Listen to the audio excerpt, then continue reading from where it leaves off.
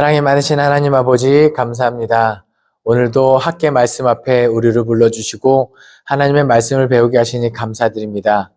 학계에서에 기록된 하나님의 뜻을 우리가 잘 헤아릴 수 있게 도와주시고 그 뜻대로 살아가기 위하여 노력하게 하여 주시옵소서. 하나님의 일 알아갈수록 더욱더 겸손해지게 하여 주실 줄 믿사옵고 예수 그리스도의 이름으로 기도합니다. 아멘. 네, 학계 선지자. 이 사람은 누구냐면요, 이스라엘 민족이 쭉 바벨론 포로로 끌려가서 70년 만에 이제 돌아오죠. 돌아오는데 이제 예루살렘 성전을 이제 다시 건축하다가 공사가 중단될 때 다시 우리가 성전을 재건해야 된다라고 사람들에게 주장했던 사람이 이제 학계입니다. 이 학계에서의 역사적인 배경을 간단히 설명드리면, 고레스 왕, 바사왕 고레스 원년에 칙령을 내립니다. 이스라엘 백성들은 다 이제 돌아가라. 네. 그래서 이스라엘 백성들이 돌아가는데, 에스라서를 보시면 에스라 1장에 보면은 이 고레스가 하나님을 찬양하고 이스라엘 백성들을 돌려보내는데, 그냥 돌려보내지 않고 이스라엘 백성들이 돌아가서 그 유다 땅에 다시 성전을 재건할 수 있는 이 물자랑 이런 모든 것을 다 약속을 해줍니다. 그러니까 이스라엘 백성들이 70년 만에 본국에 돌아왔죠. 돌아와서 고레스 왕이 허락도 해줬죠. 그리고 물자도 대줬으니까 성전을 건축 안 할 이유가 없죠. 오히려 고레스 왕이 칙령으로 내렸기 때문에 성전을 재건하지 않으면 오히려 벌받는 상황이라고 볼 수 있습니다.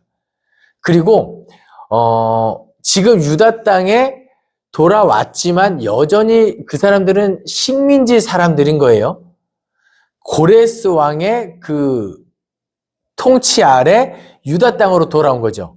그러니까 유다 땅에 그 땅을 관할하는 총독이 있을 거죠.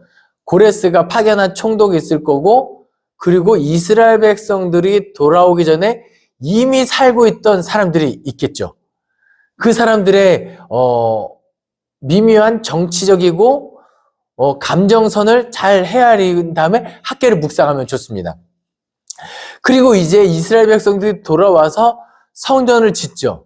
그러면 성전을 짓기 시작하면 그 유다 땅의 주도권은 이제 누구한테 생길까요? 돌아온 사람들에게 주도권이 생기는 거예요. 성전을 짓고 이제 성전에서 예배를 할 것이고, 거기에 대한 지원을 고레스가 계속 해줄 거니까요. 그러니까 누가 껴달라고 이야기하냐면, 기존의 유다 땅에 살고 있던 사람들, 이스라엘 백성 사람들이 돌아오기 전에 원래 살고 있던 사람들이 우리도 좀 같이 성전을 짓게 해다오, 우리도 껴다오. 그 대표적인 사람이 이 르움과 심세라는 사람이 있습니다. 그런데 이제 원래 율법에 기록되기로 이스라엘 백성들은 이방인과 함께 할 수 없고, 성전은 더더욱이나 성전은 거룩한 곳이기 때문에 너희와 함께 할 수 없다, 이렇게 선언을 합니다. 그럼 이제 르움과 심세의 입장에서는 이게 원래 내가 살고 있던 땅이기도 한데, 이거 어떻게 보면 굴러온 돌이 박힌 돌을 밀어내는 상황인데 힘은 없으니까 말은 못하겠고, 그래서 본국으로 상소를 보냅니다. 상소를 보내는데 뭐라고 보내냐면, 이스라엘 백성들이 성전을 재건하는 것이 아니라 성벽을 만들고 성읍을 만들고 저들이 독립을 꾀합니다 라고 상소를 보내요. 언제 보내냐면, 이 고레스 왕 때 보내면 안 되잖아요. 칙령이 내려왔으니까. 그러니까 시간이 지나고 그 에스라에서에 보면은 아하수에로 왕이 즉위할 때, 그리고 아닥사스 왕에게 상소했다라고 이렇게 기록되어 있어요. 이게 왕이 조금 헷갈리지만, 이제 아닥사스 왕에게 상소를 뭐라고 보내면, 왕이시여, 이 이스라엘 백성들이 성전을 재건하는데 그게 아니라 성벽을 만들고 성읍을 만들고 있습니다. 그리고 이 사람들이 성벽이 재건되면 분명히 독립할 거고, 그러면 왕에게 세금을 바치지 않을 겁니다. 그럼 왕의 입장에서는 손해 아닙니까? 라고 상소를 보낸 거예요. 그러니까 아닥사스다 왕이 이 상소를 듣고 성전 공사를 중단시킵니다. 그러니까 성전 공사가 중단된 이유가 뭐냐면 왕이 칙령을 내렸기 때문이에요. 그러니까 왕이 그 나라를, 그 지역을 관장하고 있는 총독들에게 명령을 내렸겠죠. 지금 그 지역의 성전 공사를 멈춰라. 그럼 총독이 힘이 있습니까? 왕이 하라니까 멈추게 하겠죠. 당연히 성전 재건하던 이스라엘 백성들은 식민지 사랑으로서 힘이 없으니까 성전이 멈추게 되었다라는 겁니다. 그런데 에스라 5장에 드디어 우리가 오늘 나눌 학개 선지자가 나옵니다. 학개 선지자가 이스라엘 백성들에게 성전 왜 멈추고 그냥 두느냐? 성전을 지읍시다. 사람들을 설득을 하죠. 근데 이거 어떻게 보면은 반역이거든요. 그쵸? 학계 너 뭔데? 뭐 학계가 아무리 내가 할게요 해도 안 되는 거죠. 그쵸? 이게 허락이 떨어져야 할 수 있는 거죠. 예. 그러니까 학계가 사람들을 동료해서 성전을 만들 때 오히려 총독이 와가지고 의아하게 여깁니다. 이 사람들이 이렇게 성전을 만들어도 되나? 이거 내가 모르는 일이 이렇게 벌어져도 되나? 혹시 이거 내가 왕이 나를 건너뛰고 사람들에게 명령을 내렸나 싶어가지고 확인하려고 편지를 보냅니다.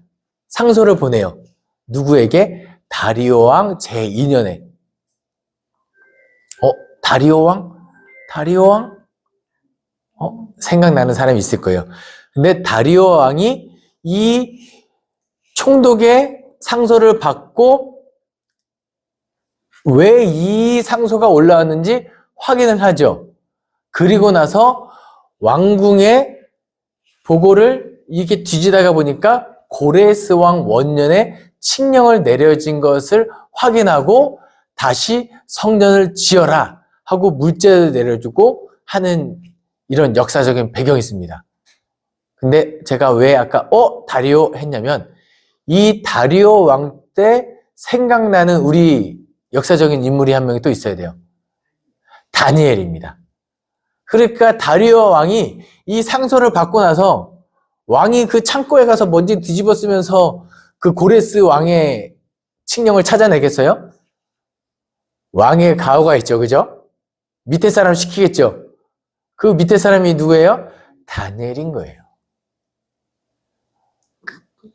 그리고 나서 이런 하나님께서는 굉장히 기적적으로 이렇게 하나님의 이 절대적인 능력으로 역사를 이끌어 가시지만 때로는 순리대로 하나님 우리 인간적인 방법으로도 이렇게 역사를 이루어 가신다라고 보고 이제 학계 말씀을 한번 1장부터 나누어 보도록 하겠습니다.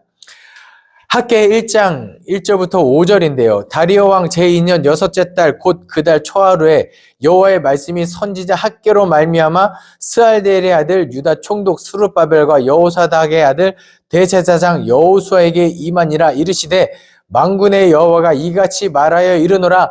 이 백성이 말하기를 여호와의 전을 건축할 시기가 이르지 아니었다 하느니라. 그러니까 사람들이 학계가 아무리 성전을 지어야 된다고 막 주장하고 다녀도 사람들이 뭐래요? 아직 그 시기가 이르지 아니하였다라고 대답을 하는 거예요. 왜요? 아직 본국으로부터 칙령이 내려오지 않았기 때문에. 근데 학계는 왜 이렇게 계속 주장해요?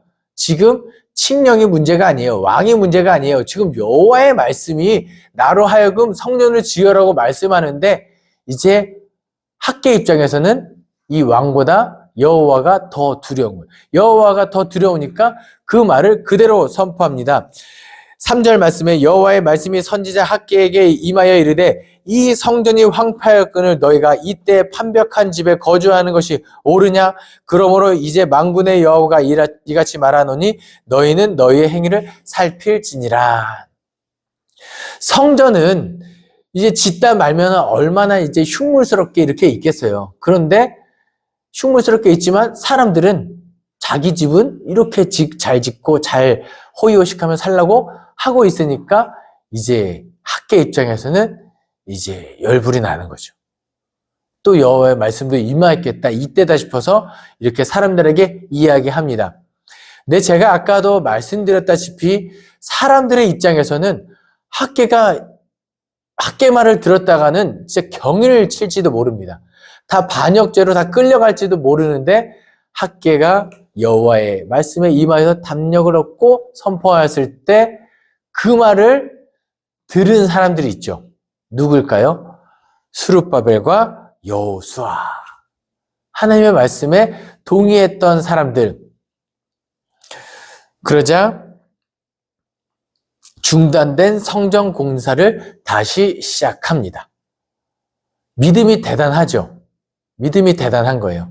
그리고 이때 우리에게 주는 교훈은 뭐냐면 우리의 삶이 뭔가 위기가 찾아오고 어려움이 있다라고 한다면 적어도 우리 그리스도인들은 뭘 생각하시면 되냐면 하나님과 나와의 관계가 지금 온전한가 그렇지 않은가를 잘 생각해 보시기 바랍니다.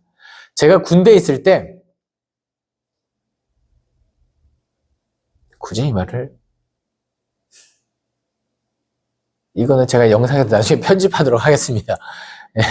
군대에 있을 때 뭔가 이렇게 힘들어지는 때가 있었어요.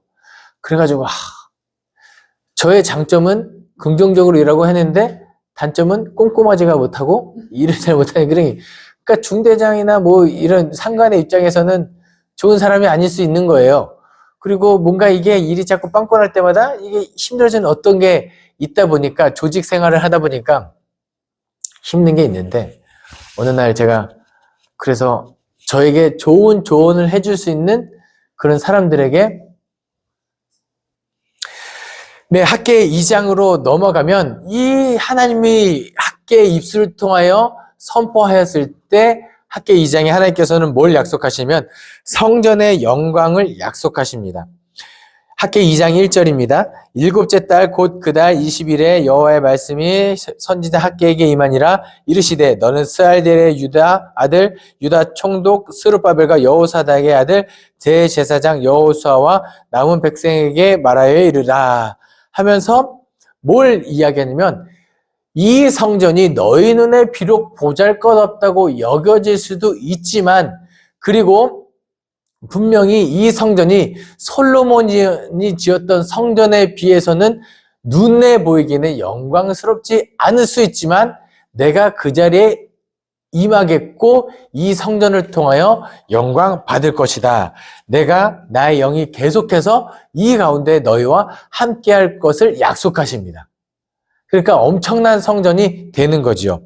그리고 축복을 약속하시는데 이제 2장 10절부터 한 23절을 쭉 약속하시는데 뭐냐면 여호와의 전이 놓이기의 전과 후를 기억해라. 여호와의 성전이 놓이기 전에는 너희가 거룩하지 못하였고 범죄하였고 너희 조상들이 하나님 보시기에 악을 행하였지만 너희 그것을 잘 기억하고 이제는 거룩한 땅으로 거룩한 백성으로 살아라. 이제는 이 성전에 여호와가 함께 계심으로 거룩한 땅이 되었고 너희를 축복하겠다. 이것이 학개의 메시지입니다. 그러니까 여러분 이 땅을 살아가실 때 좀 학개처럼 살아갔으면 좋겠습니다. 뭐냐면 우리가 다른 사람들에 비해서 세상을 살아가는 사람들에 비해서 어쩔 때는 부족해 볼 수도 있고 할 수도 있지만 좀 당당하게 살았으면 좋겠습니다. 담대하게 살았으면 좋겠고요. 그리스도인으로 살아가는 것이 부끄럽지 않았으면 좋겠습니다. 그리고 그런 삶을 살아가기 위해서 좀 더 노력해야 되는 것도 사실이에요.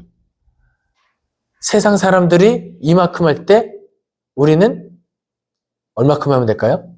사람들이 이만큼 하면 우리는 3만큼, 4만큼 하면 되겠죠. 네. 더 열심히, 더 힘내서 네. 세상 사람들을 보기에도 아름답게, 인격적으로도 더 성숙하고 하나님의 백성대로 그렇게 학계처럼 살아가고 그리고 주님께서 주시는 하나님과 관계가 온전히 회복되어 하나님의 축복 가운데 살아갈 수 있는 저와 여러분 되기를 간절히 소망합니다. 기도하겠습니다. 사랑이 많으신 하나님 아버지 감사합니다. 오늘도 학계 말씀을 통하여 우리에게 깨닫게 하신 그 하나님의 놀라운 뜻들을 이 땅 가운데 잘 지켜나갈 수 있게 도와주시고 주님께 받은 축복을 우리만 간직하는 것이 아니라 주변 이웃들에게 흘려보낼 수 있는 넉넉한 그리스도인 되게 하여 주시옵소서. 감사드리며 예수 그리스도 이름으로 기도합니다. 아멘.